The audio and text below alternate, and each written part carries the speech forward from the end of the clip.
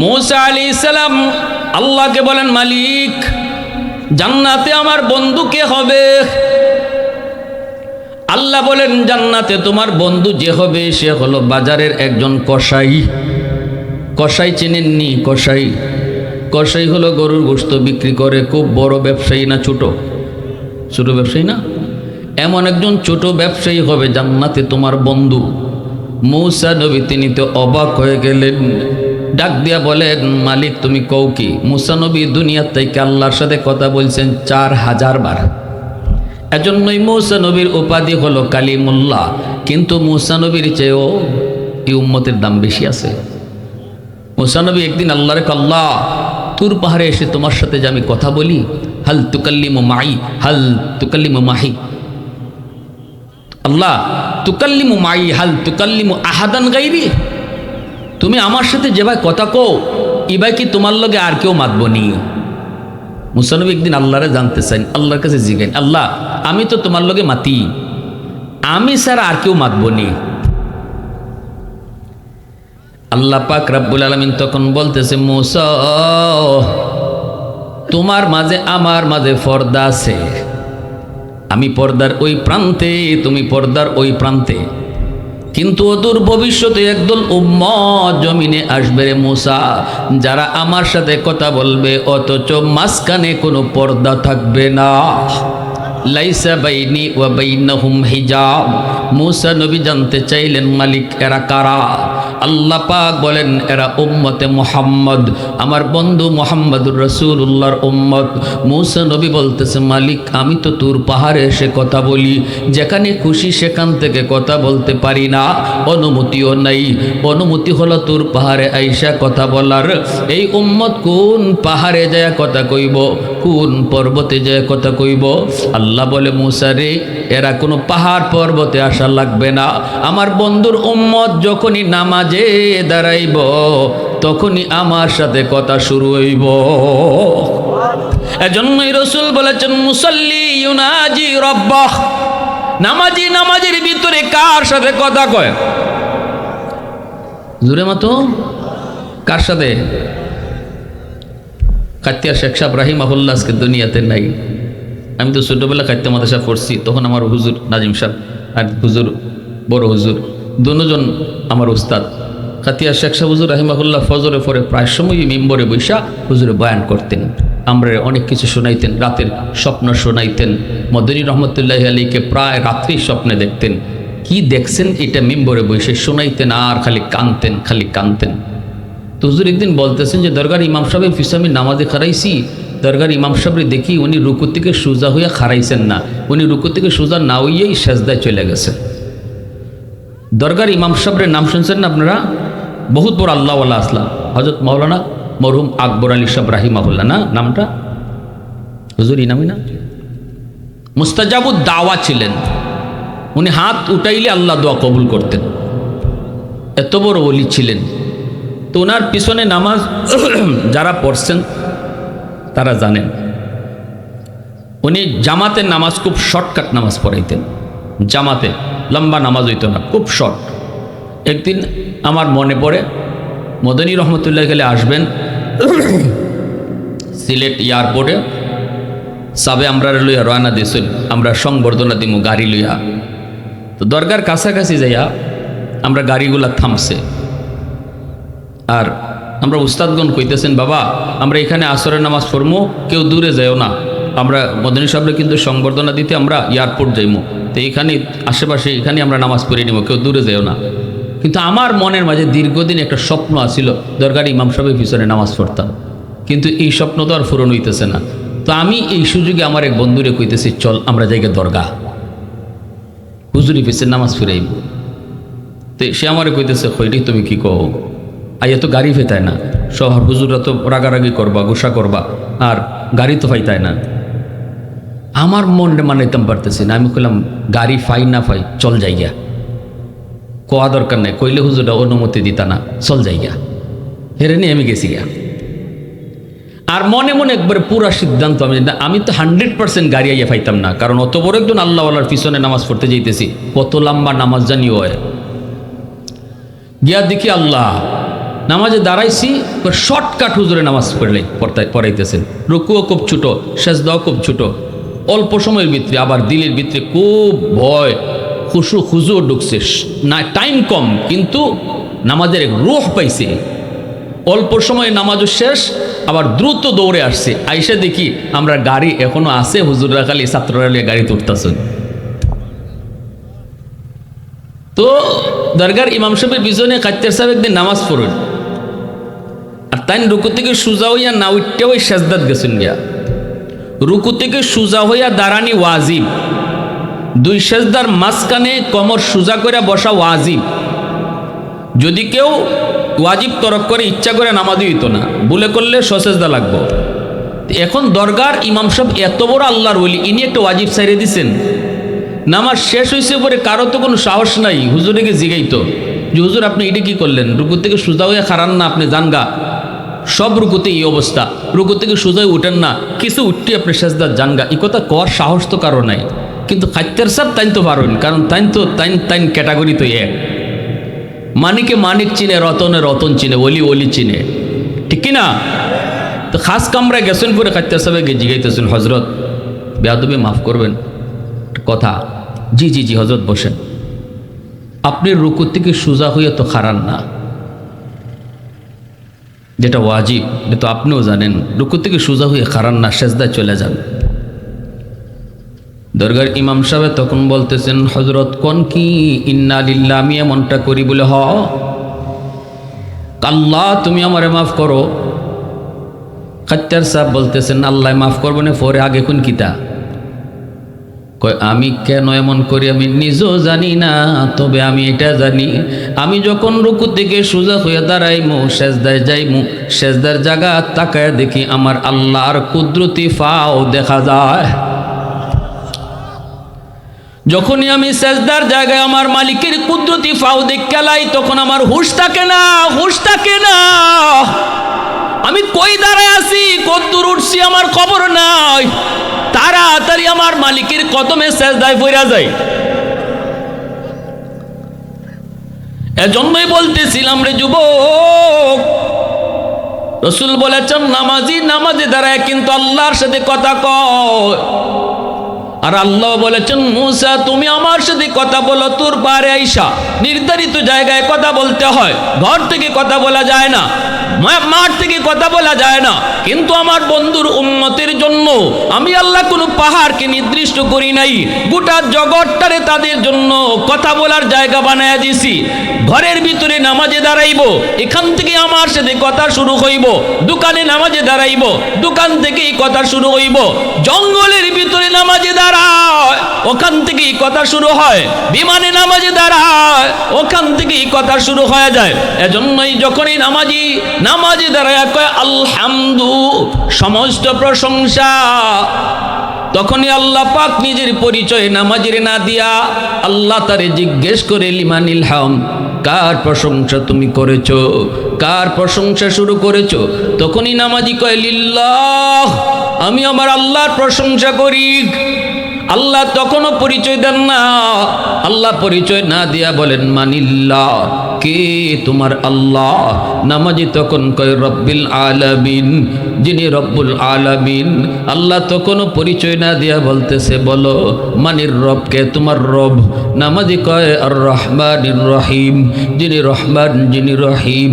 আল্লাহ তখনও পরিচয় না দিয়া কয় মানির রহমান, মানির রহিম, কে রহমান কে রহিম। নামাজি কয় মালিক ইয়াউমিদ্দিন, যিনি কিয়ামত দিবসের মালিক তিনি। এইবার আল্লাহ পাক নিজের পরিচয়টা নামাজিরে দিয়া দেয়। আল্লাহ পাক কয় বান্দারে, এতক্ষণ পর্যন্ত তুমি যার সাথে কথা বলেছ আমি তোমার আল্লাহ, আমি তোমার রব। যখনই নামাজি আল্লাহর পরিচয় পায় তখন আর তিনি কয় না, এখন কয় তুমি। এতক্ষণ ছিল থার্ড পার্সনে, এখন চলে আসছে ফার্স্ট পার্সনে। আল্লাহ পাকের পরিচয় না পাওয়ার কারণে খালি কইছে তিনি। যখনই আল্লাহ কয় আমি, নামাজি কয় তাহলে তুমি। সুবহানাল্লাহ। ইয়্যাকা না'বুদু ওয়া ইয়্যাকা নাস্তাঈন, আল্লাহ আমি তোমারই ইবাদত করি, তোমারই কাছে সাহায্য চাই। এতক্ষণ এতক্ষণ খালি তিনি তিনি কইছে, এখন কই তুমি, তার মানে এখানে আল্লাহ পরিচয় দিয়া দিছে। সুবহানাল্লাহ। আর একটু জোরে কও সুবহানাল্লাহ। প্রশংসা করব কার? আলহামদুলিমান কদ্দারা খায়রাও ওয়া কাবালা, আলহামদুলিমান কদ্দারা খায়রাও ওয়া কাবালা, ওয়া শুকরু লিমান সাওয়ারা হুসনাও ওয়া জামালা, ফরদুন সামাদুন আন সিফাতিন খালকে বারিউন, রব্বুন আযালিয়ুন খালাকাল খালকা কামালা, লা জিদ্দা ওয়ালা নিদ্দা ওয়ালা হাদ্দা লিমাওলা, আল আনা কামা কানা ওয়ালাম ইয়ালকা যাওয়ালা, আল আনা কামা কানা ওয়ালাম ইয়ালকা যাওয়ালা। মুসলমানের আওয়াজে কও আল্লাহু আকবার। এইবার যখন কয় আল্লাহ তোমারই ইবাদত করি, তোমারই কাছে সাহায্য চাই, তখন আল্লাহ পাক রব্বুল আলামিন নামাজের উপর খুশি হয়ে কয় বান্দা চা, কি চাইবি চা, যা চাইবি আমি আল্লাহ তোরে তাই দিমু। তখনই নামাজি আল্লাহর কাছে কি চাইব? সিলেট উপশহরে আমারে 5 তলা বাড়ি দিলাও, হ্যাঁ আল্লাহ আমার ফুলাটারে লন্ডন ফাটাই দিলাও, হ্যাঁ আল্লাহ আমার বাচ্চা হয় না বাচ্চা দেও, আল্লাহ তুমি এখন যেটা চাইবাই এটুই দিব। নামাজি তখন তার সর্বোচ্চ চাওয়াটা আল্লাহর কাছে চায়, যেই চাওয়াটা তার দুনিয়াতেও সফল আখিরাতেও সফল। আল্লাহ পাক কই কি চাইবা চাও, নামাজি তখন কয় ইহদিনাস সিরাতাল মুস্তাকিম, আল্লাহ তুমি আমাকে জান্নাতে যাওয়ার রাস্তা দেখায় দাও। এটাই হলো মুমিনের সবচেয়ে বড় চাওয়া, সবচেয়ে বড় চাওয়া।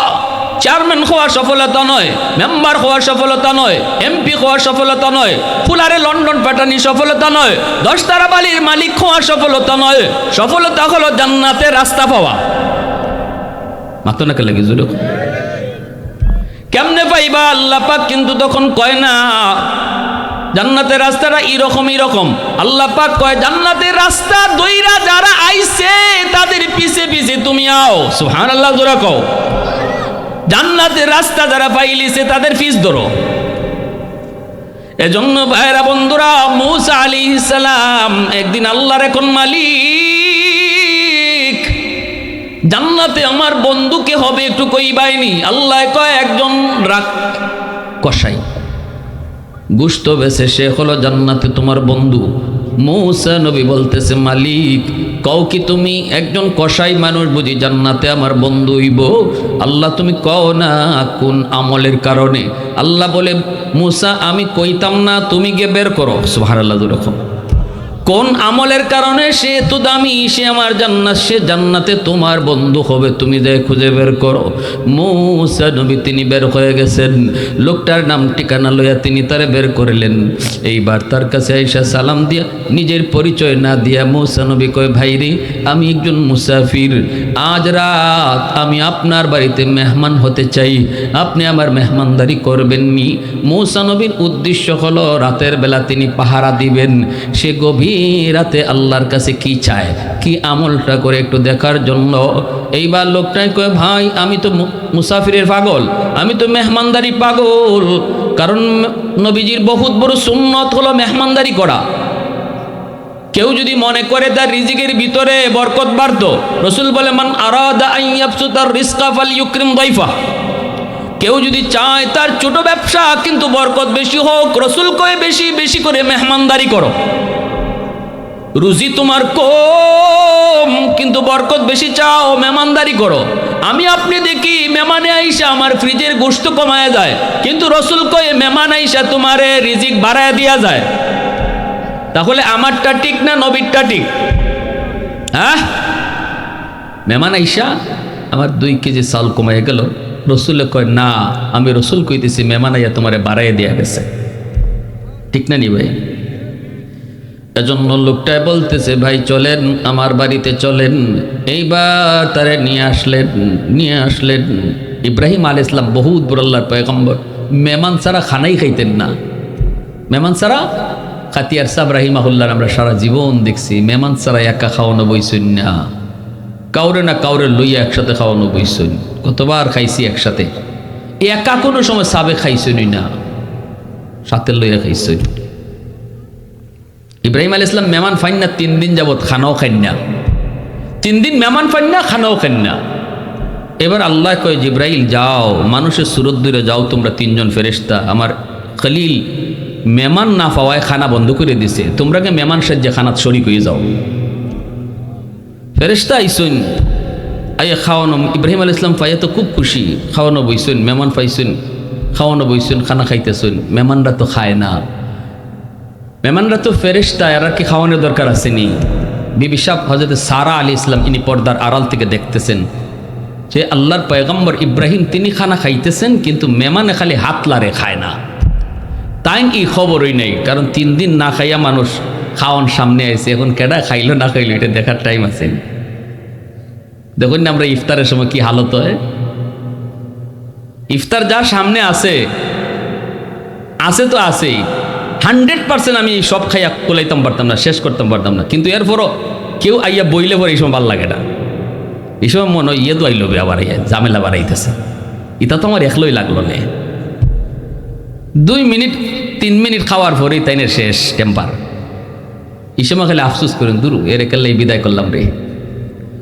তো এটা হইল বুক লাগলে যে হালত হয়। তো ইব্রাহিম আলাইহিস সালাম এই অবস্থার মধ্যে তাই খানা খাইতেছেন, কিন্তু খবর নাই।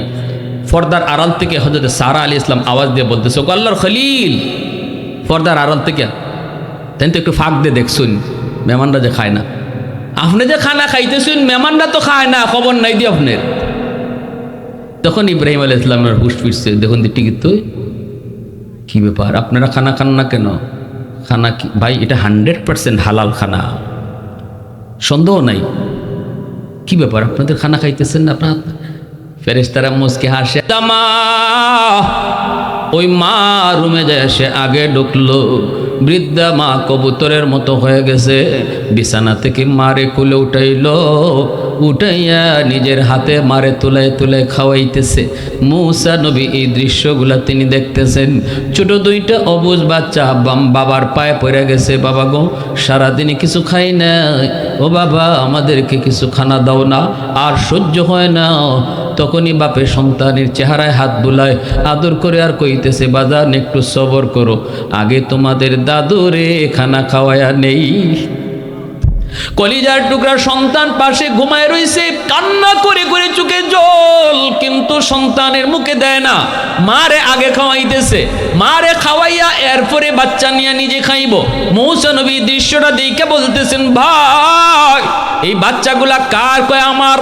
ইনি কে? কয় আমার মা। বাচ্চাগুলো খানা দিলা না কেন?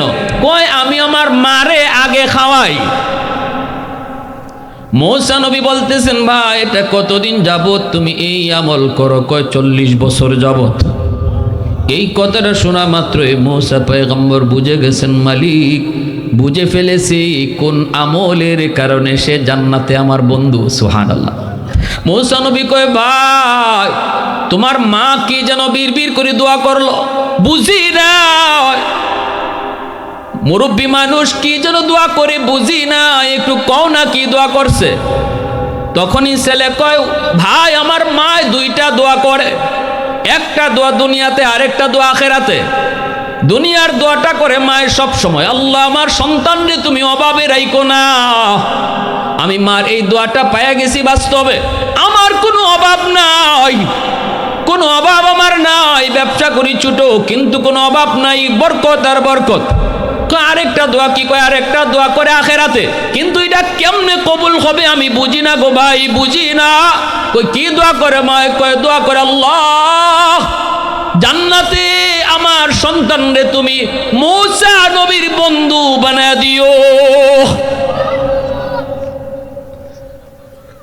পৃথিবীতে মায়ের মতো আপন কেউ হবে না, পৃথিবীতে মায়ের মতো আপন কেউ হবে না। তোমরা কোনো দিনও মায়েরই মনেতে কষ্ট দিও না, তোমরা কোনো দিনও বাবারই মনেতে কষ্ট দিও না। পৃথিবীতে মায়ের মতো আপন কেউ হবে না, পৃথিবীতে মায়ের মতো আপন কেউ হবে না তোমরা কোনো দিনও, মায়েরই মনেতে কষ্ট দিও না তোমরা কোনো দিনও, বাবারই মনেতে কষ্ট দিও না। কত পাপী এমন আছে মাকে কষ্ট দেয়, মায়ের মনে কষ্ট দিয়ে অভিশাপ নেয়। মায়ের মনে কষ্ট দিয়ে খোদা যে সহে না, মায়ের মনে কষ্ট দিলে খোদা যে সহে না তোমরা কোনো দিনও, মায়েরই মনেতে কষ্ট দিও না তোমরা কোনো দিনও, বাবারই মনেতে কষ্ট দিও না। পয়গম্বর মূসা সাথে সাথে তারে বুকে টান দিয়া জড়ায় ধরলেন, চোখের পানি সেইরে বলতেছেন, ভাই আমার বুকে আয়। তোমার মার দ্বিতীয় দোয়াটাও আল্লাহ কবুল করে নিছে। আমি বনি ইসরাইলের পয়গম্বর, নাম হলো মূসা। আল্লাহকে জিজ্ঞেস করেছিলাম, মালিক জান্নাতে আমার বন্ধু কে হবে? আল্লাহ তোমার ঠিকানায় আমারে পাঠায় দিছে। এবাদত তোমার কি তাও কয় নাই, খুঁজতে কইছে আমি পায়া গেছি রে ভাই। জান্নাতে তুমি আমার বন্ধু হয়েছো, সেটা তোমার মার দোয়ার কারণে। এজন্যই মা বাবার দোয়া সরাসরি আল্লাহর দরবারে কবুল, নবীজি গ্যারান্টি দিয়েছেন। এজন্য শোনো যুবক, হাজার আব্দুল কাদের জিলানীর ঘরে আইনা যদি দাওয়াত খাওয়াও, দোয়া কবুল হবে কি হবে না কোনো গ্যারান্টি নাই। কিন্তু ভাঙ্গা ঘরে যদি মা হাত উঠায়, ভাঙ্গা ঘরে যদি তোমার বাবার অন্তর থেকে দোয়া বের হয়, রসুল বলেন এই দোয়া কবুলের গ্যারান্টি আছে 100%। মঈনুদ্দিন চিশতির দোয়া কবুল হবে কি হবে না কোনো গ্যারান্টি নেই, কিন্তু বাপমার দোয়া কবুল হবে 100% গ্যারান্টি দিয়েছেন কে? রসুল দিয়েছেন কে? কোনো সন্দেহ আছে আপনাদের? জোরে বলেন, কোনো সন্দেহ আছে? এই জমিনে বহু মানুষ বাপমার দোয়া পাইয়া ওলি হইছেন, আবার বহু মানুষ বাপমার বদ্দোয়া পাইয়া দুনিয়াতে নগদ শাস্তি পাইছে। আসেনি না নাই? জোরে খো আসেনি না নাই? দুইটা ঘটনা কইমু, শুনবার ইচ্ছা কার কার আছে একটু হাত উঠে আল্লাহরে দেখাও তো। আল্লাহ তুমি কবুল করো, সবাই বলি আমিন। আরো জোরে কো আমিন। একটা ঘটনা কই রসুলের যুগের। নবীজি একবার মদিনার কবর জান্নাতুল বাকির পাশ দিয়ে যাইতেছেন। ওই অবস্থায় রসুল অন্তর্চুকে দেখেন, আল্লাহ দেখাইছেন কবরের ভিতরে একটা যুবক জাহান্নামের আগুনে জ্বলতেছে আর মা মা কয়ে চিৎকার করে কাঁদতেছে। নবীজির সাথে সাহাবায়ে কেরাম দেখেন না, কিন্তু দেখাইতেছেন আল্লাহ তার হাবিব রে। কবরের আযাব আসেনি না নাই? হ্যাঁ, কবরের সুখ দুঃখ আসেনি না নাই? আল কবরু রাউযাতুম মিন রিয়াদিল জান্নাহ আও হুফরাতুম মিন হুফারিন নার। কিন্তু আল্লাহ পাক কবরের আযাব তোমাকে আমাকে দেখায় না, কারণ দুনিয়াতে যদি আল্লাহ তোমাকে আমাকে কবরের আযাব দেখাইতো, তাহলে দুনিয়াদারি আমাদের বন্ধ হয়ে যাইত। সন্তান যদি মার কবরের আযাব দেখতো রে যুবক, তাহলে এই সন্তান খানা দানা তার বন্ধ হয়ে যেত, ব্যবসা বাণিজ্য তার বন্ধ হয়ে যেত। কবরের আযাব যদি আল্লাহ মানুষকে দেখাইতো, তাহলে ওই মানুষ রাতের বেলা কবরের পাশ দিয়া যাওয়া দূরের কথা, দিনের বেলাও কেউ কবরের পাশ দিয়ে যাইতো না। কবর যদ্দূর দেখা যায় এর দূরের ভিতরে কেউ বাড়িঘর বানাইতো না, দুনিয়ার নিজাম বন্ধ হয়ে যাইত। এজন্য আল্লাহ পাক কবরের আযাবটারে মানুষের চোখের আড়াল করে রাখছেন। আল্লাহ কিন্তু মাঝে মাঝে কাউকে না কাউকে দেখায়। এখানে তার হাবিবরে আল্লাহ দেখাইছে। আর আমরা দুনিয়াতে দেখি মাঝে মাঝে গরু ছাগলও টের পায়। দেখবেন কবরের উপর থেকে গরু দৌড় মারে, হয়নি না হয় না? গরু ছাগলে টের পায়, মানুষের চোখের আড়াল করে রাখছে আল্লাহ, কবরে আযাব দেখায় না। যদি দেখাইতো, সন্তানে যদি দেখতো মার কবরে আযাব, হে দোকানদারি করতো কেমনে? হে ভাত খাইতে গেলে হের ফেরের ভিতরে ভাত যাইব? ভাত হয়ে যাইতো না, দুনিয়াদারি বন্ধ হইতো, অফ, টোটাল অফ হয়ে যেত দুনিয়াদারি। কের ব্যবসা, কের খানা, কের ঘুম। আমার বাপ আগুনে জ্বলতেছে আর আমি ঘুমাইতাম, এই ফুলা ঘুমায় কেমনে? এজন্য আল্লাহ অফ করে রাখছে, মানুষের চোখের আড়াল করে রাখছে। আল্লাহ রসুল সাল্লাল্লাহু আলাইহি ওয়াসাল্লামকে আল্লাহ দেখাইছে। নবীজি বলতেছে, সাহাবীরা শোনো, আমি রহমতের নবী, কবরের পাশ দিয়ে কেমনে চলে যাই। যুবকের জন্য একটু সুপারিশ করি আল্লাহর দরবারে, তোমরা আমার সাথে আমিন আমিন করিও। আল্লাহর নবী হাত উঠাইলেন, মালিক, ও মালিক, তুমি তো আমাকে রহমতের নবী বলেছো, উম্মতের কান্নারি নবী বলেছো। আল্লাহ, আমি কবরের পার দিয়া কেমন করে যাই? এই কবরের ভিতরে একজন যুবক আযাব ভোগ করতেছে। আল্লাহ, তোমার দরবারে হাত দুইটা বাড়ায় দিলাম, মালিক, দয়া করে তুমি তার কবরের আযাব মাফ করো। সাহাবায়ে কেরাম সাথে সাথে আমিন বললেন, কিন্তু যুবকের আযাব বন্ধ হলো না। নবী আবারও হাত উঠাইলেন, সাহাবায়ে কেরাম আবারও আমিন বললেন, আবারও আযাব বন্ধ হলো না।